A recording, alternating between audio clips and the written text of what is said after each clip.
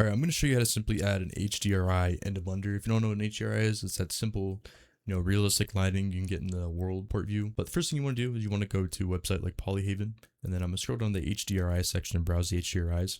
There's multiple ones you can pick from. You can get the studio if you want. You can get one that's more at night. It's all kind of the look or feel you're going for in your scene. But I'm just going to, drag in the first one. I see the basic one, and then I'm going to download the HDR one in 4K. You can do the XDR, but I like doing the HDR because it's not as big as a file size. So I'm going to download this one, and then I'm going to open it up. And then what you can do is you go to the world. You got to go into your shader editor, change it from object to world. And then I'm just going to drag it in. And then another way you can do it is you hit Control A, search for environment texture. This is probably honestly the better way. And then hit open, and then find that file, this one. And then I'm just going to drag it into the surface output of the world. And then if you want more control over your HDRI, move it around, stuff like that, you can go to edit, preferences, and then make sure the node wrangler add-on is enabled. And then you can just click on your HDRI, and then you hit Control T, and this brings up the mapping node.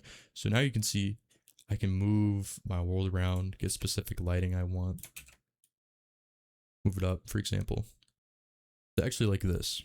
And then I'm actually going to plug the background node back in, and then you can change the strength if you would like. But I'm going to show you a little tip. Maybe if you just want to render the object and not the background, and you just want the cool lighting, you can go over here to the render properties. You can scroll down, go to film, and check transparent. And now when you render it, it's just going to render the objects that you have in the scene.